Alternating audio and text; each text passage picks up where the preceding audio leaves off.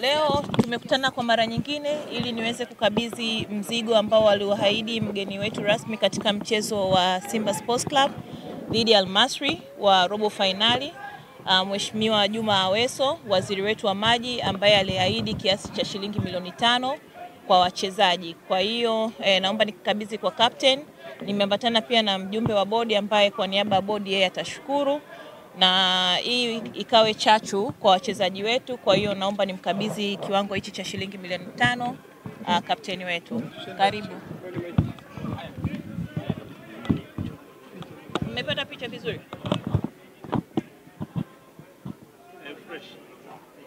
Karibu kapteni. Kwa niaba ya wachezaji niseme tunashukuru. Tunamshukuru sana waziri wa maji Aweso. Tunamshukuru sana, niseme hivyo kwa sababu tulikuwa naye uwanjani, alikuja kutupa hamasa ya mchezo. Nafikiri ndio alikuwa mgeni rasmi, kwa ilikuwa ni jambo jema sana, na tunashukuru uwepo wake katika mchezo mgumu umeweza kurahisisha na tumeweza kutoka na matokeo mazuri, na kusema kwamba amekuwa ni kiongozi mwenye bahati sana. Kwa hiyo tunashukuru sana, lakini pia kupitia ile ahadi ambayo alikuwa ameahidi leo ameitimiza. Pia kwa niaba ya wachezaji niseme tena tunashukuru sana, na naamini katika game zijazo anaweza akaahidi kingine zaidi kwa ajili ya kuongeza hamasa kwa wachezaji. Kwa hiyo niseme kwa niaba ya wachezaji tunamshukuru sana Mheshimiwa Waziri Aweso. Niseme tu kwamba tumekipokea na asante sana. Kwa niaba ya bodi,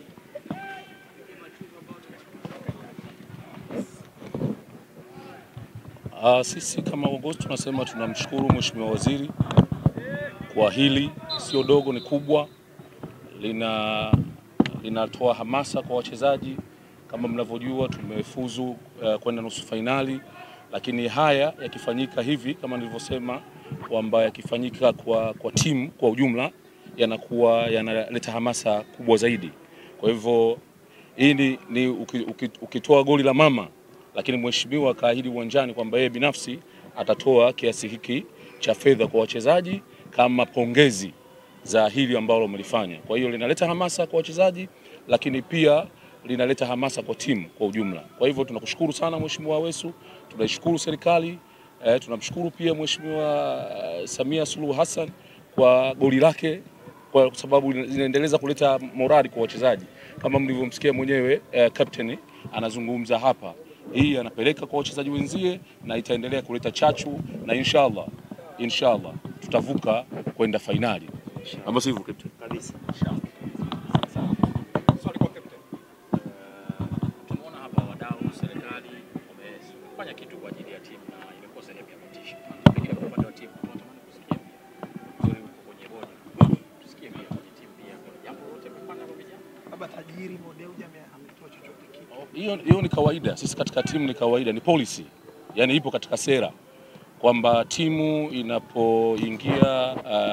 inapoingia makundi kuna bonus inatoka, timu inapoingia quarter final kuna bonus inatoka, timu inapoingia nusu finali kuna bonus inatoka, na pia timu inapoingia finali kuna bonus inatoka, na inapokuwa mabingwa kuna bonus inatoka. Kwa hivyo hilo ni la wazi kabisa, lipo na wachezaji wenyewe wanalifahamu hilo, hatuwezi kulikimbia hilo, lipo la kisera hilo.